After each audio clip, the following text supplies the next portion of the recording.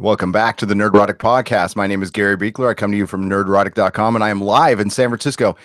And as always with Mr. Robot down in San Diego, I am with Dennis Bithoulkas, my co-host. What is up? Hello, friends. Hello, friends. Dennis. Wow, dude, this episode, I didn't think they could do better than last week. And holy crap. That was, I hate to judge Mr. Robot episodes. It's like, judging your children, but this was a better episode than last week. It was. It didn't miss a beat. You could like just stick them together. It was really actiony, nonstop. The commercials annoyed the hell out of me, but otherwise, brilliant episode. I don't know. What'd you think, man? I thought it was dull and lifeless. No, it was, yeah, it was definitely one of the best episodes. Hey, I'm trying to live up to my, my fan base that I've got built in here. So, Yeah. Well, I'm sure he believes that too. So. Hey, it's one fan. It's a start. Okay. Kind of like your soul, Dennis. Dull and lifeless. Oh, that was mean. I'm sorry, everybody. That was mean. I take it back. I don't really. Yeah. So I love the beginning because, in everything, and I mean everything these days, they need to inject pop culture. And it's getting a bit much at some point. Like if you read a comic, every other page is a 90s or 80s reference. But this show being the master of aesthetics that it is, putting in the Back to the Future cartoon exactly was, especially as like major foreshadowing from what's going on. We're almost getting to the point where, okay, let's just do this thing that we've been hinting at for 3 seasons or almost 3 seasons now. Yeah.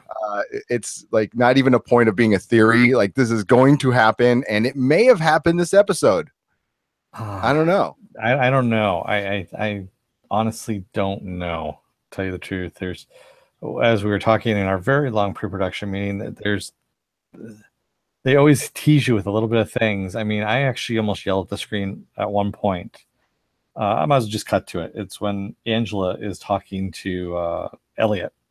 And this is after our little flashback to the future there. And she says, people are going to be fine, including your father and mother. And then it's like she's going to say something else. And I'm like, tell him. Yeah. And that's when the writers come in. And I'm like, damn it. Damn writers. I know. And what's in the damn bag? Yeah, we didn't eat. What's the box? What's in the fucking box? What's in the box? What's in the box? So, speaking of pop culture references, yeah, that beginning scene was a little rough, and that's the first time we've seen young Angela. Yep. And we got to see Elliot's dad there and giving her a little pep talk while using Back to the Future as a reference. And I think the foreshadowing is more of Back to the Future 2 than actually Back to the Future. They talked about how I don't know. I think I'll just roll right with it. I think that if they do the reality shift or reset button or whatever they're going to do, I don't think it's going to be something that's really noticeable. Like we're going to see Elliot, as a billionaire living in Beverly Hills or something like that. And, like they do in all the other movies. I think it's going to be something subtle. And I hate to reference a CW show, but I'm going to do it. Kind of like The Flash when they did their little thing and Diggle had a daughter instead of a son or vice versa. I can't remember. I think it might be something like that. I don't know, but yeah. I don't know. Cause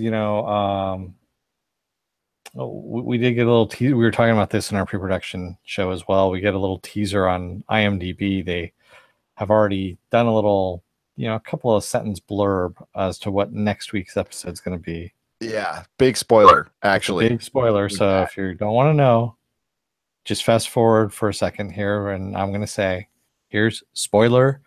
Angela hits the rewind button, whatever the hell that means. End of spoiler. There you go. And that could be, hey, we've all done that in life. Well, we've hit the reset button. I don't know if we've hit the rewind button. And again, IMDb cannot be totally trusted because anybody can go in and edit that.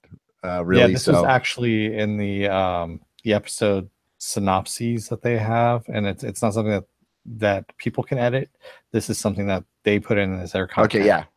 So people can edit like the the stars of the show, I think. But Yes, yeah, they yeah. can't edit the synopsis. Okay, got that. So after that really heavy scene with mom, and she really did look sick. That was pretty. I don't Yeah. want to say good, but it was, yeah. She looked Well, very sick, and we saw the lawyer again. yeah. And the thing is, I'm really starting to think the lawyer um has some kind of connections to either Ecor or Dark Army or something. And all this stuff has been put into place long, long ago. Which is it would be really kind of messed up if that's the way it's been going, where it's that far back when they're kids. So do you think it's a situation where Angela's mom and Mr. Alderson knew? This is something like they went into voluntarily and Well, his whole conversation with young Angela saying, "Hey, if at any point if I'm not here and Elliot needs a push, can you provide that push for him?"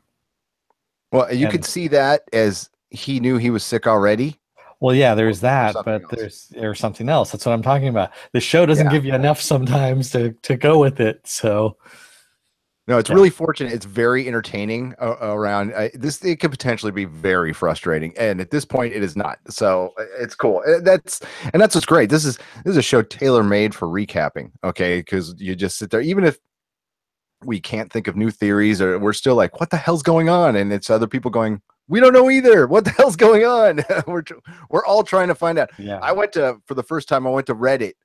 I try to stay away, okay, because I like us coming up with our own theories, as wrong or stupid as they may be. They're ours, okay. And yeah, the only thing Dennis and I saw was holy shit, what an episode, and just wow, and my oh mind's my blown. god, yeah, nothing really, nothing, No, that's most of what Reddit is, So it's a I don't know, reaction. maybe Yeah, I'm too old for Reddit anyway. I too barely know old how for to this Reddit. shit. Yep, 5 days of retirement. yep. Yeah, Okay. we also see the inklings of what Angela's belief of this whole other world about bringing mom back, where Angela's mom talks about meeting in another world that she believes, that they're gonna play again and all that kind of stuff. And so that's the seed of Angela's belief in these multiple worlds and things like that. I was half expecting her to, when she asked her, "Do you believe? Will you believe with me?" And I was half expecting her to say no, Yeah. just because that would be the show, and that might have been her answer. Considering Angela is always been kind of dark. Okay, she's really dark Yeah. lately, but she's always been pretty dark Yeah. for good reason. She had a rough childhood, and she's really pissed at Ecor. But I love how this show starts out as basic revenge, and it even mocks itself. Zhang mocks that. It's like, oh my god, you're just doing this for revenge, something that simple. Ugh, I'm disappointed.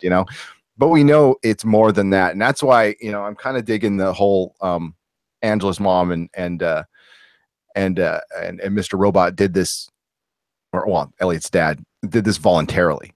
Yeah. I think that's where they're rolling with this. Um, And you got to dig a show that starts off with Huey Lewis in the News.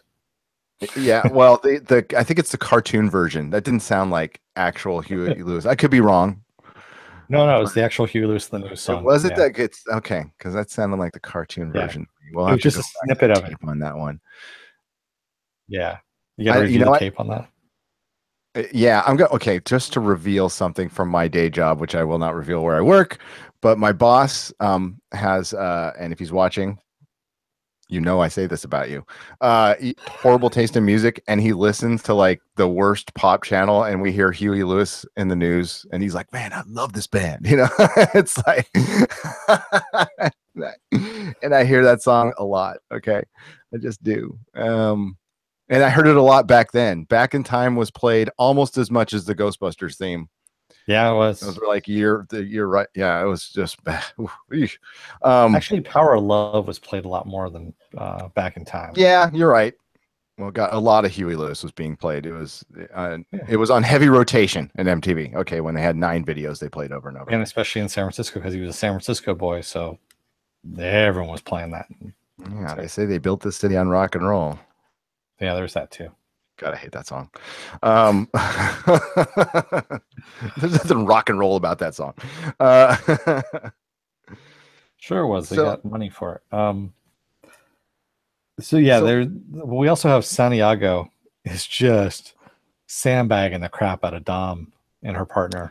yeah, and not being very subtle about it. So And I cannot believe Dom is not catching on, right? no, I'm pretty sure she is, and she's just pissed at this point.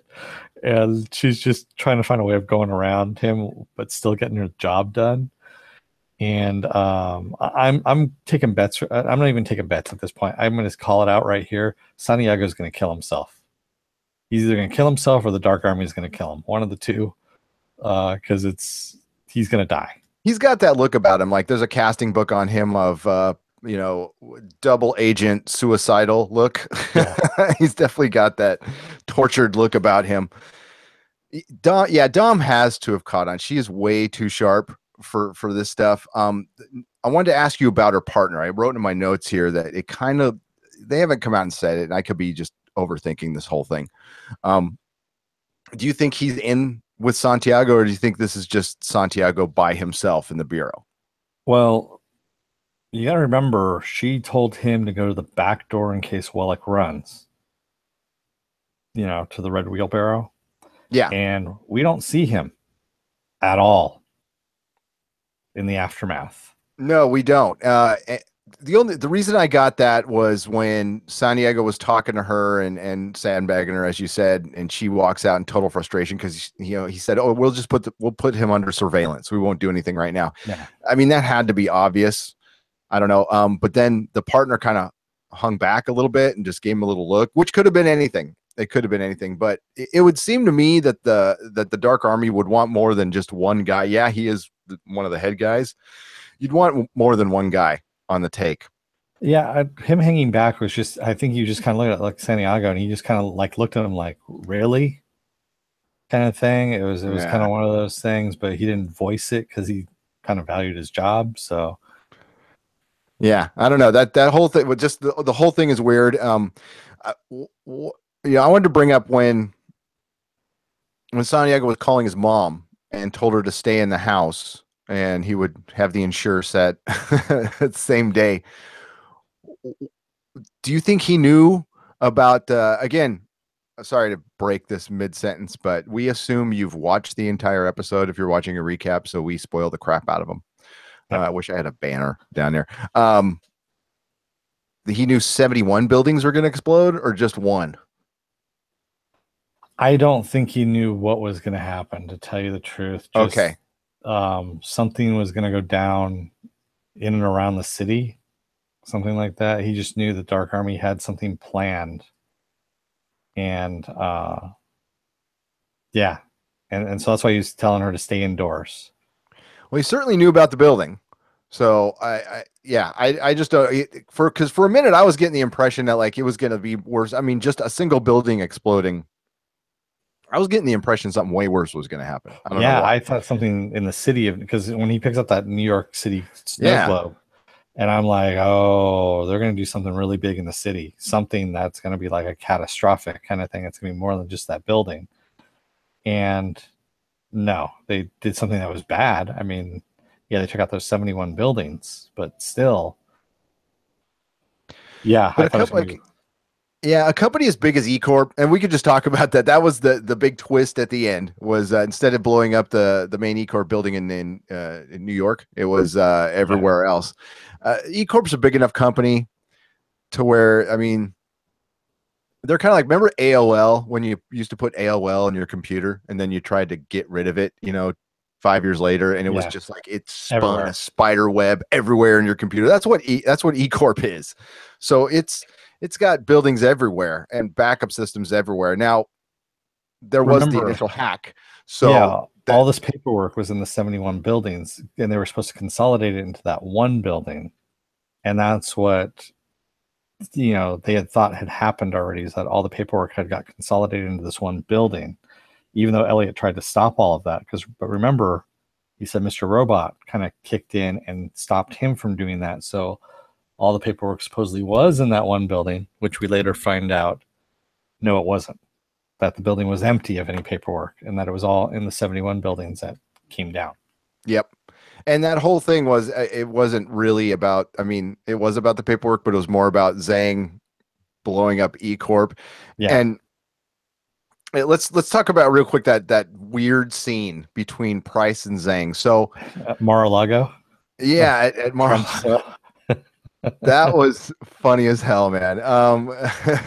But just the awkwardness between the two. It's like, what do you do, after you've taken over the world with your exactly. Do you do any kind of small talk like they do? Yeah, okay, you enjoy your drink, but then do you really want to hang out with the person that who's kind of your enemy, really? You're kind of at odds with them, but at the same time, you're working with them for a common goal. Yeah, you're not going to hang around with them. No, the attempt at small talk was hilarious. It was hilarious.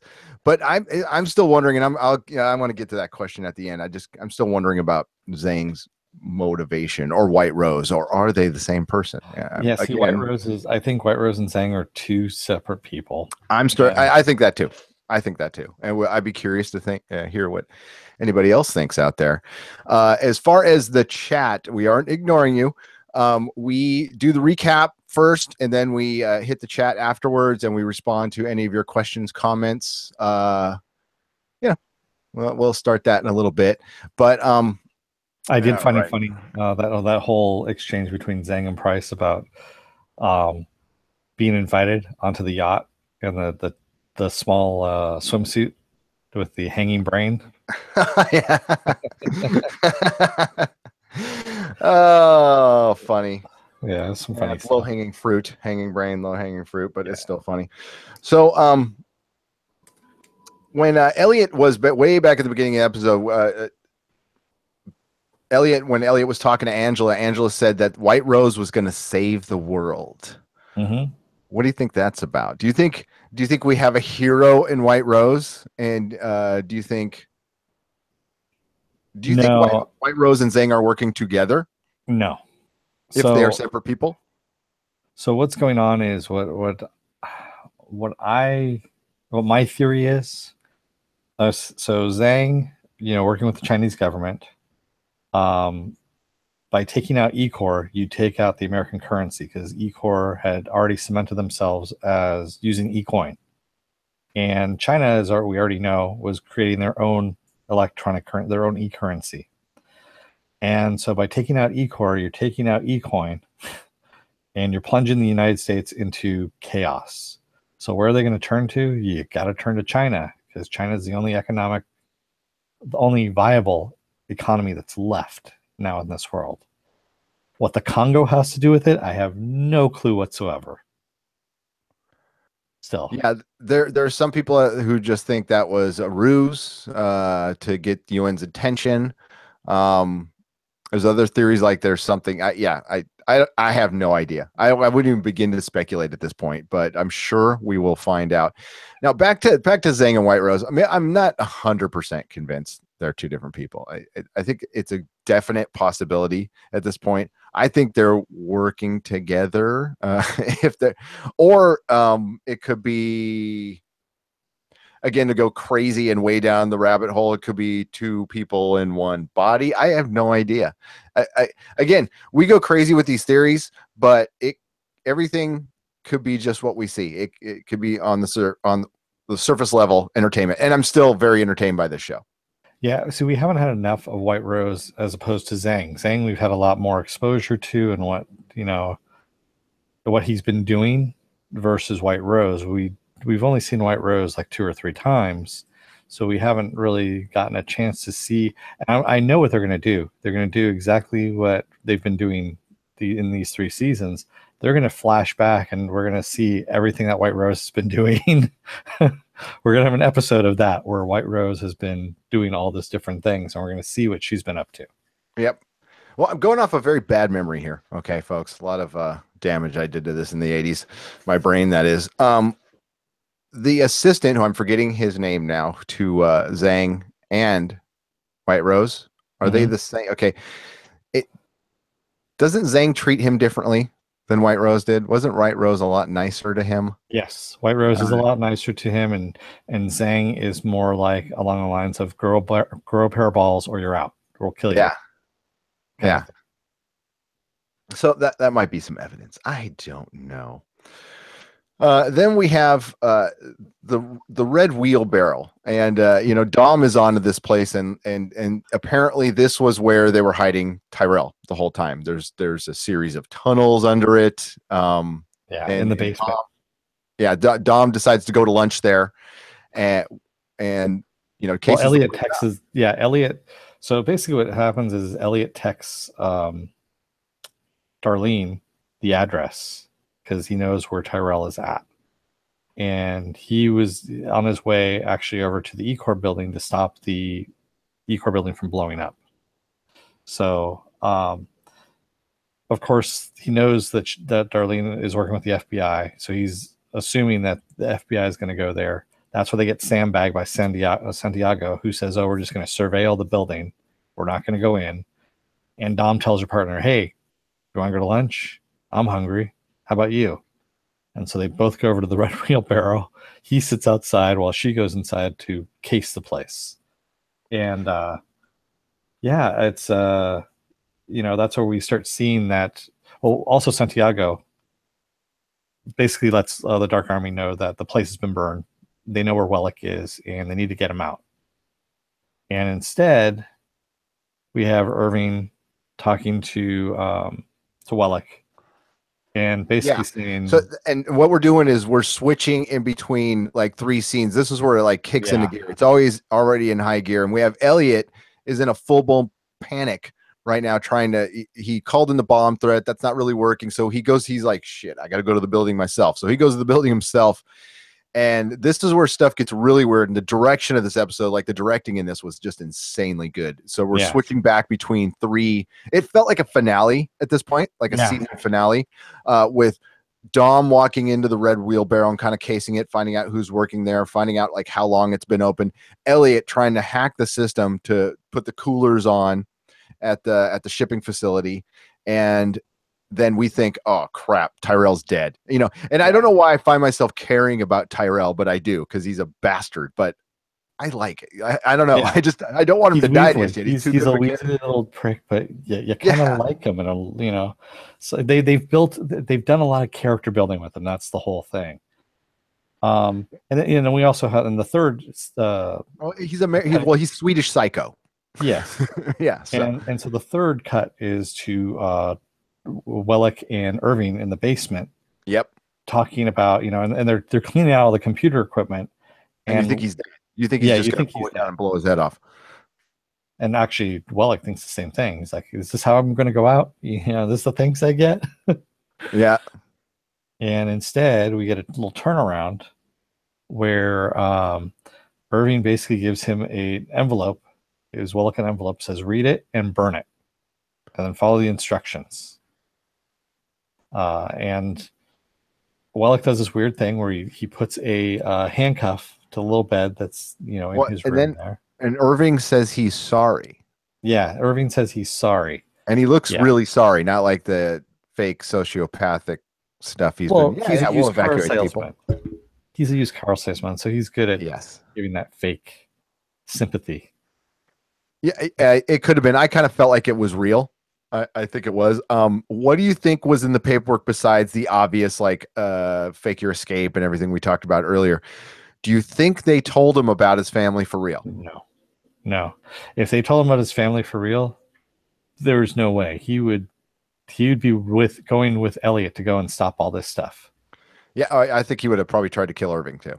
Yeah. Like right Oh, there he and then. Yeah. wouldn't have tried. He would have killed Irving right then Yeah. and there. Yeah. Yeah. Don't underestimate the Swedish psycho. Yeah. So that whole just the back and forth, and then and Dom's scene, which really kind of turned out to be a little bit of nothing until Tyrell started building. The fire started going. And that could almost screwed up the entire plan. I was thinking at first that they were just gonna keep him in there, and of course, when Dom went down the stairs and found Elliot or Elliot, Tyrell gone, of course, the first thing I thought was like, he blipped out of existence. They did it. They like, he's somewhere else. And then she opened the door. I'm like, See, I thought he was kind of, I had a very Silence of the Lambs feel in that whole, scene. And I thought he was just basically kind of behind her all the time. I was waiting for that too. Around to get out the door behind her, to go back up the stairs and out, and maybe even lock her in. I was not expecting what happened, which was him basically turning himself in. Yeah. That was definitely a surprise to me. What was going on with Elliot was the craziest thing in the episode, though, because every time he starts to hit enter and he's trying to undo program. Yeah, he's trying to undo Angela's hack. Yeah, so every time he tries to undo that, Mr. Robot stops him. So now we know that he can access Elliot kind of if he really needs to. Yeah, and that whole crackling thing was happening. So and that's a big deal because that comes up later in the episode, and we see like the screen pixelate and go out, and then Elliot loses time. Which could explain alien abduction in this world, by the way. And he loses time, and each time he tries to go back, he's losing less and less time. And then the whole thing where he's kicking his own ass, which was funny as hell. He's going down the hallway and he's just smacking his head into the wall, and he goes down. Yep. He gets back up again, and well, it starts when he tries to write Mr. Robot a note like, why are we doing this? Work with me, come on. And then he bashes the computer, freaks out the guy who's working in there with him. And then when he's walking down the hallway, and the one time where he just banged his head against a pipe or something, I was like, holy shit. Yeah. And I like the other guy in the hallway. He's like, buddy, you okay? I'm fine. And then you see him, he's walking down the hallway, and then he slams his head into the wall and goes down, gets back up, and the guy just kind of looks back over his shoulder like, what the hell? I know. It was like walking. I was laughing my ass off. I don't know if I was supposed to be, but it was funny as hell, dude. Oh my God. So when they're switching back, the big climax is we're waiting for this building to explode. They did evacuate it from the bomb threat, but then, they didn't find anything. So they brought everybody back in. So, Elliot has this conversation with Mr. Robot and apparently convinces him to open the door so Elliot can get in there and turn the coolers on, which it looks like that happened. But right before that happened, we had Darlene storm in on Angela. Yeah.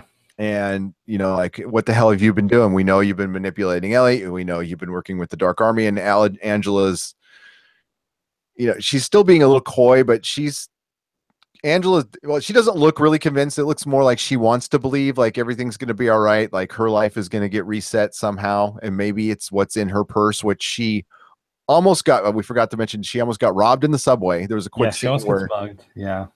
And the guy pointed a gun, said, give me your purse. And she wasn't giving up that purse, like for anything. Like that guy could have shot her. And luckily she didn't get shot. So Darlene confronts her in there, and I think that was that whole mugging thing was a setup from the Dark Army, because the way he was sitting there and just kind of tapping his fingers was more than just, I think, a nervous, mugger. And he had an F Society mask on too. Yeah. Yeah. So that there's something that's going to come back at some point. I already know. Okay, I didn't think of that. I just thought it was just a mugger. I thought it was kind of a ruse of the director trying to throw you off that maybe it's some kind of Dark Army F Society thing, but it just happened to be a mugger with an F Society mask. But yeah, you never know. Because he was just sitting there way too long with the gun on her and just waiting for that door to open, and it was like, okay, is she going to give me the bag or not? Kind of thing. And because the bag had, I think, the red wheelbarrow bag in there, right? Well, yeah, and that's the question I have from last episode was, if Elliot was supposed to do the hack, that was supposed to be for him. So how did they give Angela something for her so quick, unless our sandwich eating friend is is beaming places whenever he wants to? Yeah. Excuse me. So, yeah, like we talked about last episode, like this whole show. I mean, they even said on Reddit, the hero of the show, and they had a picture of the guy eating the sandwich. I don't know about the hero, but he's definitely, in his life, this all takes place in like 20 minutes. Yeah. And so back to the Angela and Darlene thing. Right, it's counting down to the explosion, and right before it happens, their phones ping. Yeah, both at the same time. Well, Angela's phone first starts ringing. I don't know if you remember.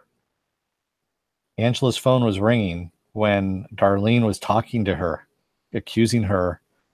And I was like, okay, who's calling Angela at this moment? What's going on?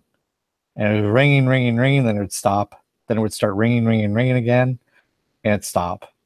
And so obviously someone was trying to get a hold of her for something urgently. We don't know what. Oh, you froze up on me, buddy. We've had it's been storming up here. It's been storming. So I'm going to continue on till he comes back.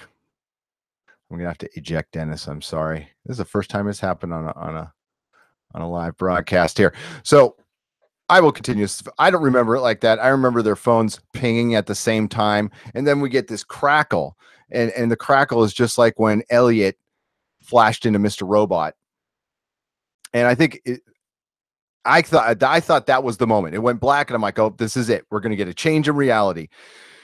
And then it didn't really happen. So, or did it? I don't know. I'm going to try to invite Dennis back. Please excuse me for this.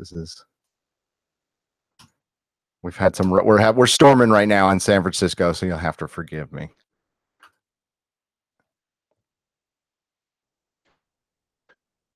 Dennis has that cheap ass internet too. And we're waiting for Dennis. So while we're waiting for Dennis, if he comes back on. So I was waiting for reality to, are you back with me now? I am back with you now. Okay, yes. Man, pay your internet bill. Okay. So I was telling the masses here, the 12 people, the wonderful viewers, I was talking to them about, right when the phone pinged at the same time for Angela and Darlene, we had that crackle that Elliot was experiencing every time he switched back into Mr. Robot. So I thought right then that when it went black, I'm like, this is it. This is our reset. It's what we've been talking about. And then it didn't really happen. Or did it? What do you think? I think that since we are supposed to be a construct of Elliot that he made, kind of like Mr. Robot, that was us being reset. I've been thinking about it now for a little bit. I think that's us being reset, not the world being reset. Ah, that's interesting theory. I don't know what that proves for the plot. Yeah, but, I don't know either. I don't know how that's going to work. That would be interesting. Yeah. I don't know. I think that if things got reset, it was subtle. Kind of like we've been talking about with the society degrading before our very eyes over an entire season. It hasn't happened overnight. Some people are still going to work. They talked about the unemployment being at 25%, which is really freaking high, but it's not 50%. It's not crazy depression levels yet. But after what happened this episode, we could get to that, the cautionary tale of a company getting too big and being too integrated in the government. So 71 buildings instead of one. So Mr. Robot helped Elliot save that one building. Was it helping Elliot save the one building, or was it continuing to distract Elliot from the main goal of blowing up the other 71 buildings? I think they're both being played, to tell you the truth, both Mr. Robot and Elliot. And that whole building was a distraction for them to keep them out of the way so that the Dark Army could get rid of the 71 buildings. Yep. And the Chinese government is pretty much set up the same way. I mean, it's a giant corporation, so it could have been, and maybe this will play out later on that this is a preemptive strike. This is something like maybe we would have done to them at some point.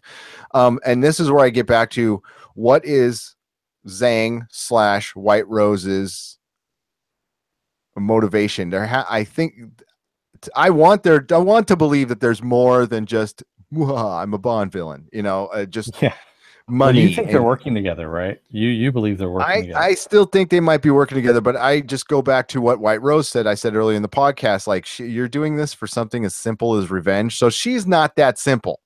Yeah. So there must be like what I'm getting at is there a personal emotional reason that White Rose is doing it?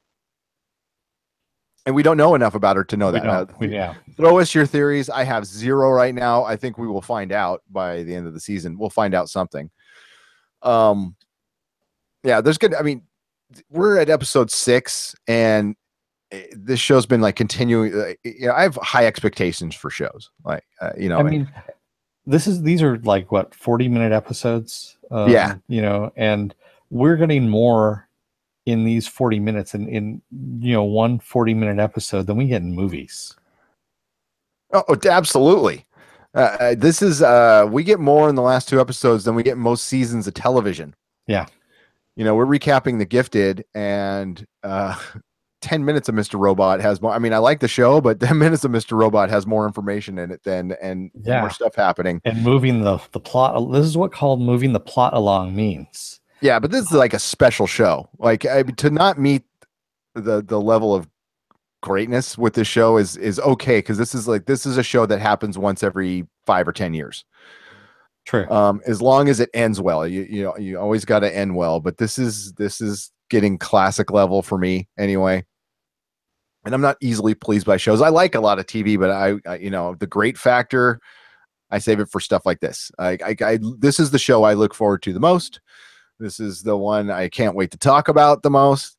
And yeah, this is a show I actually gave up on in the middle of season 2. I was such an idiot I am. Yeah. Oh, you're gonna blank out again on me. Seriously, I'm gonna eject you and call you back, and we're gonna wrap this thing up because your internet is killing me. All right. Sorry, folks. Yeah, so we're gonna wrap this up. When I bring him back, I do want to talk about just the scenes a little bit, and we'll read your chats real quick. And I'm gonna bring him back. While I invite him, I'm gonna go to our chat. Let's see if we got anything on there. Oh, we do. We do. Wow. Okay. Excuse me. Okay. So while we wait for Dennis, I'm going to read. We have Cy the Olympian back. What is up? Holy crap, indeed. Yeah, that was a crazy episode, Cy. I cannot wait to watch it again. Lizzie Danger, this shit is crazy. I was ready to call last week's episode the best of the series, but damn, agreed. Yes, absolutely agreed. Cy the Olympian again. The biggest twist to me, the actress who portrays young Angela in the episode is the same actress who interrogated her on. Oh, what? I didn't even notice that. Okay, it's the same actress who interrogated her on behalf of White Rose near the end of season 2. What does that mean? Whoa. Oh, that's right. Remember, it was supposed to be her younger self. Remember, I said that. I said that she was her younger self, as a matter of fact. I'll go back to the tape on that. You know what? That's I didn't catch it. If you did, good on you, mate. That's rad. That's freaking amazing. Also, from Lizzie Danger, also the benefactor from the beginning that the lawyer brought up is Price, right? I thought it was the other guy, that Angela, Terry something or other. I forgot. Terry, the CFO. I thought it might have been him because he said he did feel a little bad about it, but you're right. It could have been Price too. Price makes more sense. It does. Yeah. I thought it was the same actress, but wait, I thought it was the same actress, but I didn't look into it. Yeah. See, I had no idea Lizzie was onto it too. It definitely is. Young Angela questions our Angela. Mind blown. Lizzie, that's awesome. Yeah, Lizzie agrees with you. She is leaning towards Santiago killing himself. Yeah, he really looks like he's heading on his way. Harmon S. Yeah, Mr. Robot and Elliot got played. They did. Yep. And I think them teaming up that's kind of the theory that's going on Reddit, and that would be really fun to watch. But remember, this show does like to it does some obvious stuff, but this show likes to put a little play the gray areas. Yes. Cy the Olympian also says, I also can't help but feel when Angela turned her back on Elliot and dressed him as Mr. Alderson, that was Angela's mom talking. Ooh. Whoa. Okay. That's a little explosion right here. Yeah.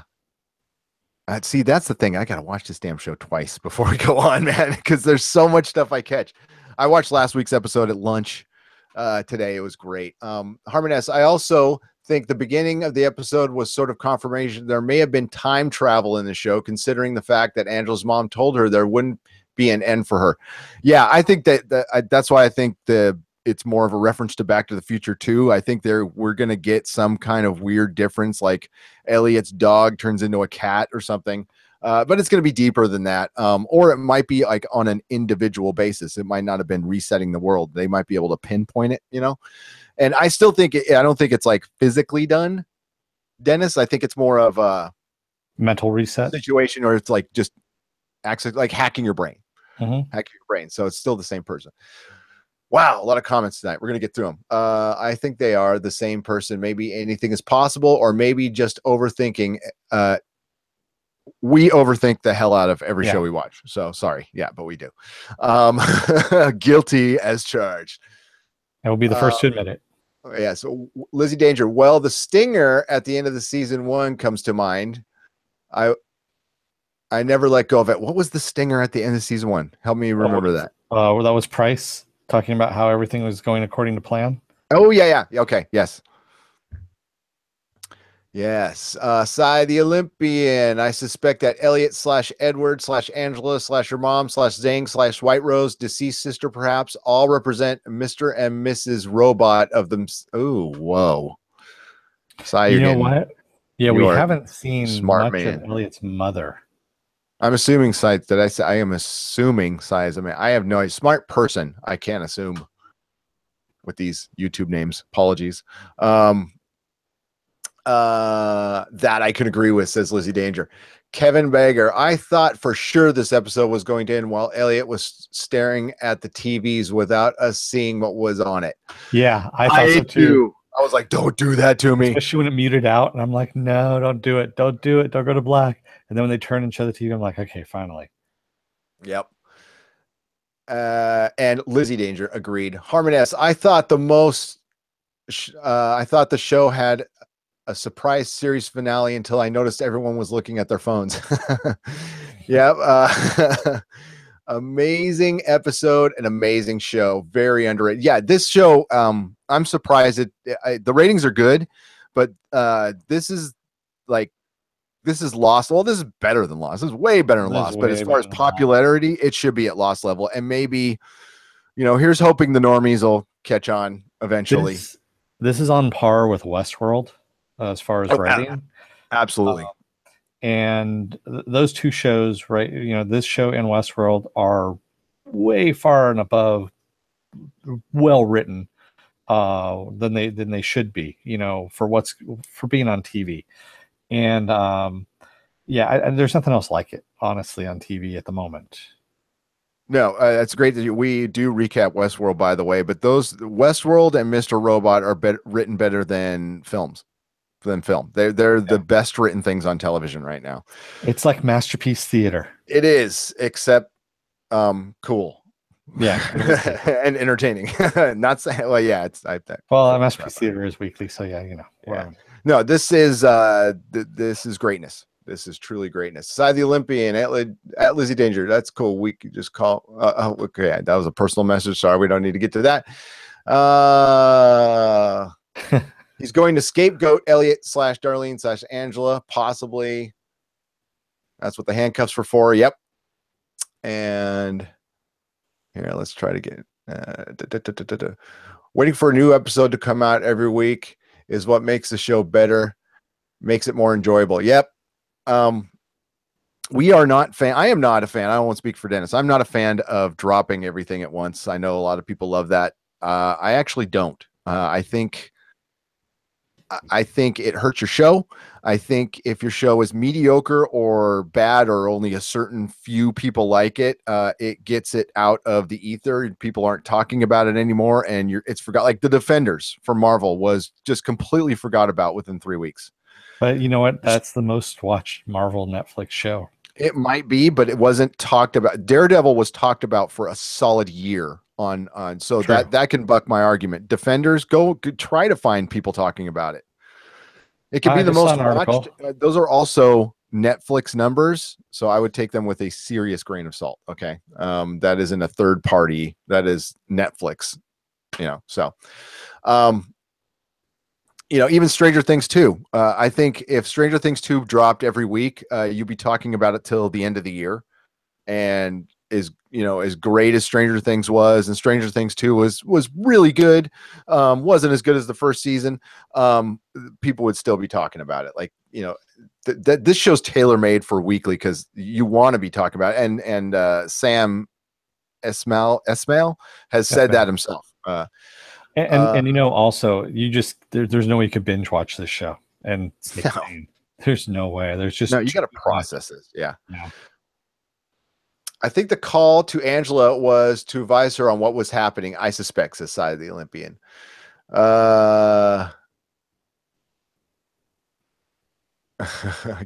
Get your shit together. Sorry, I'm just reading the comments to myself. Okay, so I gotta speed through these because we do have to get going. Meta Martial Arts. Did you notice that the actress who played Angela was the same actress who Harrogate? Yes, we did. Actually, Side the Olympian had brought that up before. I didn't notice until they brought it up, though. So yeah, so they did. I didn't.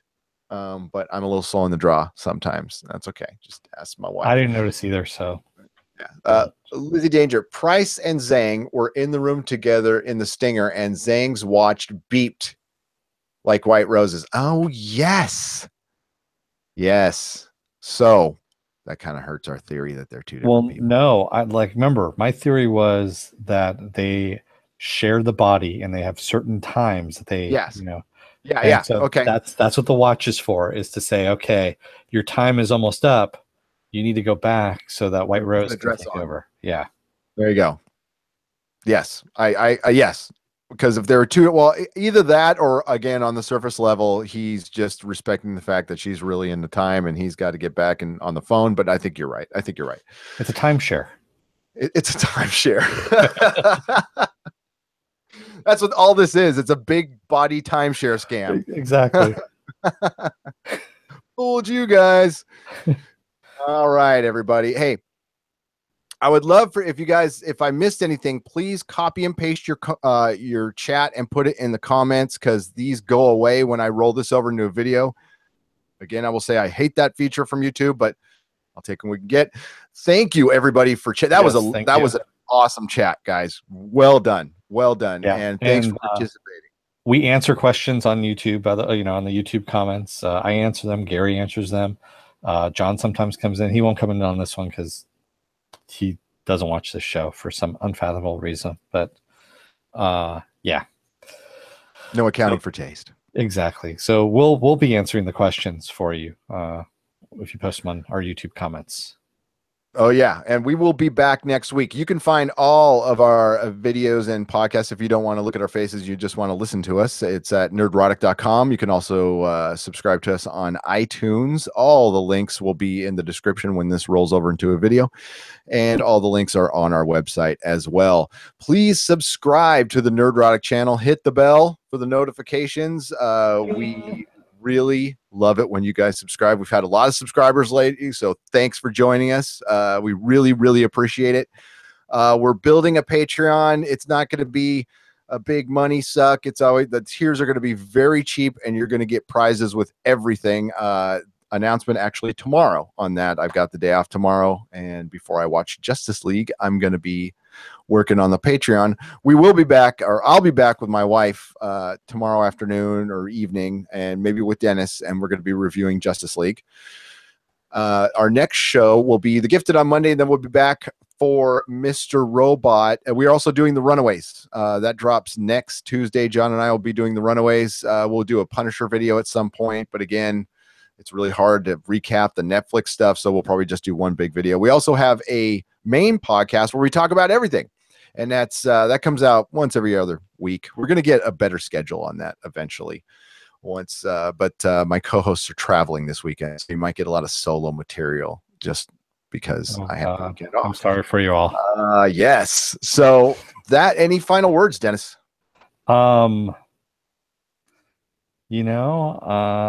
Just keep watching the show, man. I mean, this show is awesome. It's and also just keep throwing us just comments and your theories, because it not only helps us, but I like listening to them and seeing what else is out there. It expands my mind on what this stuff is. Hell yeah. I love reading the comments. That's my favorite part about Yeah. this, even when they're the ones on Star Trek, which are fun, Yeah. Thanks again, everybody. Yeah. Just watch the show.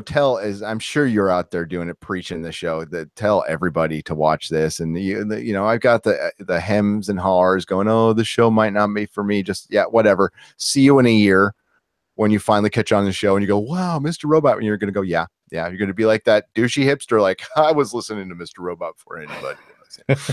So, I was listening to it when it was before it was cool. Before it was cool. Yeah. So take us out, Dennis. Don't let the door hit your ass on the way out, America. And may the small folks sing songs of your greatness. Thanks, everybody, for watching. Good night. Thank you. Good night.